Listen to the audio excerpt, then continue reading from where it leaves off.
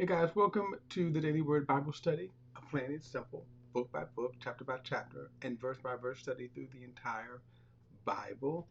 And I do want to emphasize a plain and simple study. The reason why I say that is because some of the information I'm going to share, I normally don't get into deep scholastic work. And the reason why is because I haven't really studied them. I'm not a Bible scholar. But I do rely on the hard work, dedicated work of good Bible scholarship. So, and the reason I say that is, of course, as I preference our entering this new section, the last section of the Old Testament, the writings of the prophets. And by the way, that's what Jesus and a lot of the biblical writers actually referred to this section, the writings of the prophets. Okay, so we dealt with what that means. In other words, what is a prophet? Who can actually speak for God? And secondly, what is so when we judge prophecy as we read these prophetic books, um, they are cited by Jesus and the other apostles. They have prophetic utterances to them, prophetic predictions. Um, and the reason why this is important is because what God prophesies must come to pass. It is a marker. We're going to see this. Let me kind of go to what I mean by this. Um, Before we get into this, so some of the prophetic timelines of these books. One thing of note, if you would kind of note here when it says in 853, the visions of Obadiah, I was going back and forth whether or not I should actually start with the book of Obadiah. Now, in order to understand that, you kind of have to understand um, why I am approaching the minor prophets this way. So let's kind of go back for a moment and look at the kings of Israel. And this is important in terms of a timeline, okay? Then I'll kind of go back and explain again why I am doing what I'm doing the way that I am doing. So when we talk about the books of the Bible, and so the kings of Israel here, at the timeline, you have what's called the United Kingdom. I like this chart because it kind of gives us kind of in order, not so much as the time. We'll get to that in a moment. But as you can see up in the front, it does tell us around from this United Kingdom from the, 1025 to 925 BC. Now, with that saying up here, this top chart, this is when there was one kingdom. So you had Saul and Ishbosheth, who was actually the son of Saul. He kind of reigned momentarily. Uh, uh, and so you can actually say that he was technically king, but for a short period of time. But of course, then David and then Solomon. After Solomon, Solomon's son Rehoboam, through his foolishness, divided the kingdom. So you had the northern kingdoms, okay, versus the southern kingdoms. The southern kingdom was Judah, around Judah and Benjamin, and then the northern kingdom was all of the other kingdoms. Now, in Jesus' day, the southern kingdom would have been Judah, the northern kingdom in between would have been sort of Samaria. And the reason why Samaria kind of came on the scene is because of the northern kingdoms. When they split from Solomon's son Rehoboam, they formed their own kingdom. Samaria became the capital city. But in Jesus' day, by the time we get to Jesus' day, Samaria was kind of a heap. It was because it was defeated. We'll see that in a moment. So the region of Samaria was kind of in a kind of a dead zone. But Galilee was where Jesus was actually raised at. But that came because of the split here. So as we go through these minor prophets and major prophets in this section, you're going to see prophecies on the two kingdoms. And the writings of the prophets is really God's prophetic word, prophetic warnings against the sins of both the northern and southern kingdoms. So if I kind of scroll down here, and you will see where, if you notice to the right there, let me kind of see if I can give you a little more. All right. If you look at that, it says the Assyrian captivity. So this whole right space here, the northern kingdom fell in judgment by the Assyrians about 100 years before Judah fell. Now, I'm saying all of that because the prophets are prophesying, okay, of this doom, of this judgment because of the sins of Israel. Now, what we're going to look at as far as a biblical timeline, this is not necessarily, I don't know how accurate it is because I'm not a scholar. And the reason why I say that is because if you notice 853 Obadiah, which this chart places the book of Obadiah as one of the earliest writings of the prophets. Not prophet, because there has always been prophet. Moses was a prophet. In fact, Moses was the greatest prophet. Abraham was a prophet. David was a prophet. But in terms of when we group him in terms of what's called the writings of the prophet, and if you look at your book, Obadiah is way down. And because there's always discussion as to when this book was written. So I'm going to leave it where it is. I'm not going to deal with it now, but I will deal with the book of Job. I'm going to start with the book of Job. And again, one of the reasons why I'm doing it this way is because so that you can understand the prophetic voice of the time. And this will be more apparent, for example, when we get to the book of Jeremiah, the actual death of the nation when Nebuchadnezzar invades Israel. It is horrific, okay? But as you can see, let's see, where am I at here? Joel comes in around 835, right here, 835 BC. So then after Joel will come, let's see, Amos. Where you at? 66, right here. The words of Amos, 766 BC, Amos. Then around 760, Jonah. Then around 753, Hosea. So we're going to do those books first in keeping with the prophetic voice, okay, the prophetic voice of the time. All right, so let's get to the book of Joel. The book of Joel.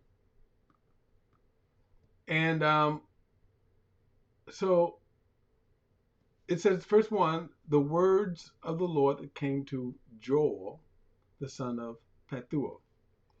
Now, let's do this.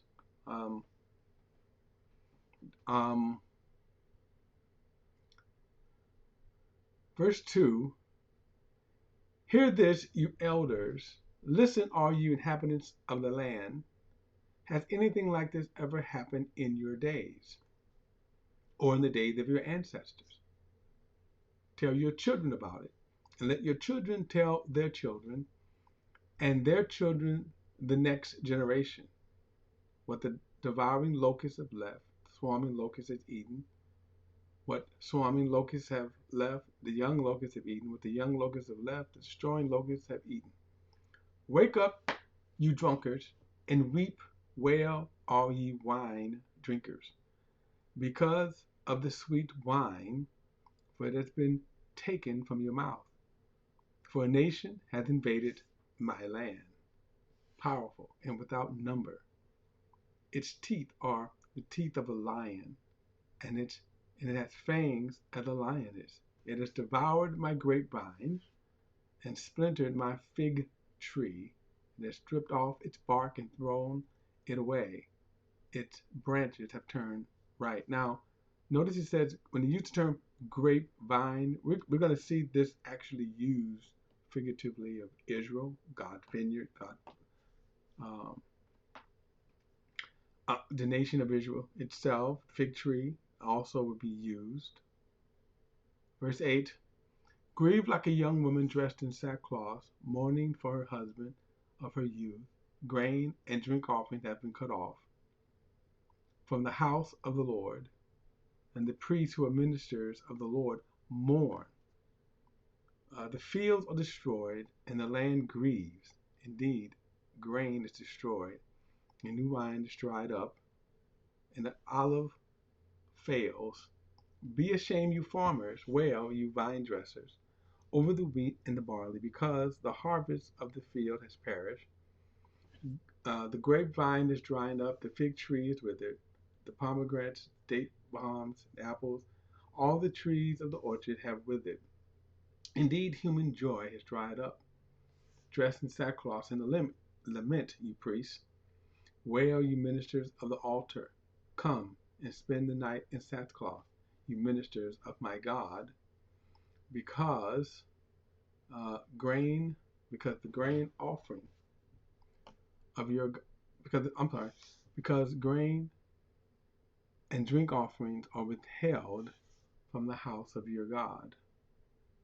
Announce a sacred fast and proclaim an assembly. Gather the elders and all the residents of the land at the house of the Lord your God. Cry out to the Lord.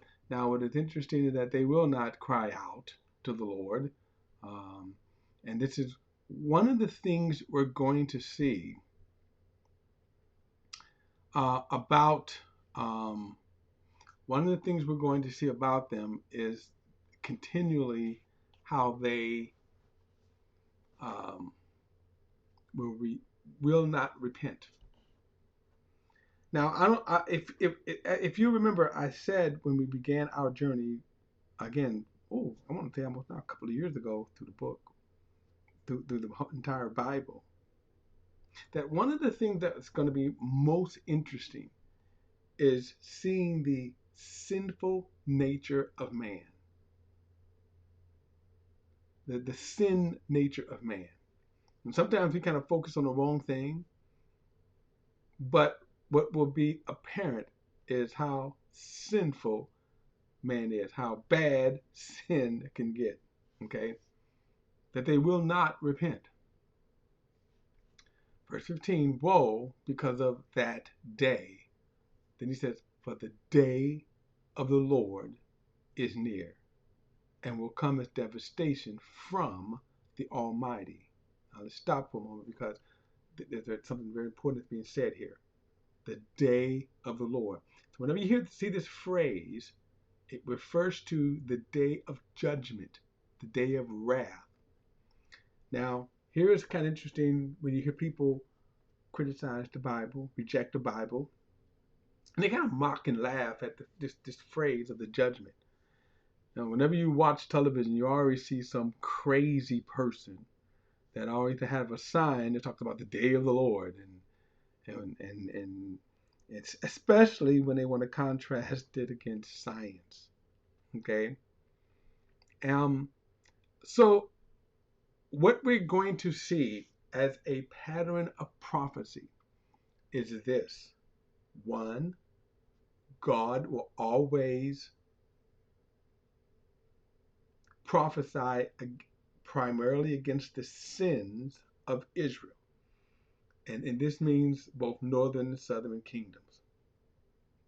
And so you have the near, and by the way, these prophecies sometimes can be described, depending on how you look at it, as the what's called the near fulfillment, and then the ultimate or far fulfillment.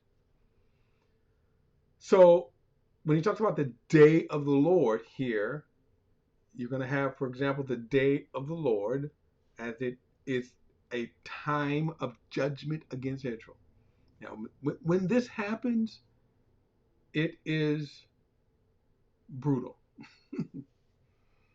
And we'll see this with them, with Israel.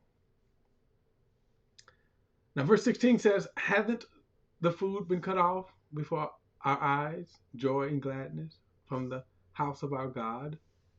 The seeds live shriveled in their casings, the storehouse are in ruin, and the granaries are broken down because the grain has withered away. How the animals groan, the herds of the cattle wander in confusion, since they have no pastures. Even the flock of the sheep suffer punishment. Now, you notice in the prophecy how God is extremely descriptive, right? So imagine the picture, and he's just speaking out, right? Describing everything, how everything would be hit, right? Right? He's even describing, okay, how the flies are going to be affected. The plants are going to be affected. Look at the dust. I just see very descriptive. So visually, you see entirely how God, the word of the Lord is coming to the nation. Verse 20. Well, verse 19. I call to you, Lord, for fire has consumed the pasture of the wilderness. Flames have devoured all the trees of the countryside. Even the wild animals cry out to you, but the riverbeds are dried up, and the fire has consumed the pastures of the wilderness. This is chapter 2, verse 1. Blow the horn in Zion, sound the alarm in my holy mountain. Let all the residents of the land tremble, for the day of the Lord is coming. In fact, it is near. Now, again, so he's mentioning the day of the Lord. Whenever you see this phrase, the day of the Lord, it is referring to a time of judgment. In other words, not necessarily a 24-hour day period, but the time, the day of the Lord. Now, sometimes we see this. There's another phrase you see in the New Testament, the day of salvation. So it refers to a period of time, not necessarily a 24-hour day cycle. Okay, it could be a 24-hour day cycle, but typically the day of the Lord is this time frame that God is afflicting judgment on Israel. Now, you will also note that the reason why God is afflicting judgment on Israel, that the reason he is afflicting judgment on Israel is because of their sin. Now, always never forget that. And one of the things you're going to see, this prophetic judgment here. Now, one, you talk about the day of the Lord, which now has been prophesied for thousands of years, right? So then we can also look at the day of the Lord, that there's this, as it relates to Israel itself, hundreds of years and they're going to rebel against God. All right, guys, don't forget to like and share this video and subscribe to BP, the Bible Perspective. And as always, if you have a thought or comment, add it to the deck. If you have a thought or comment, add it to the comment section. All comments are welcome. I'll see you in the next study.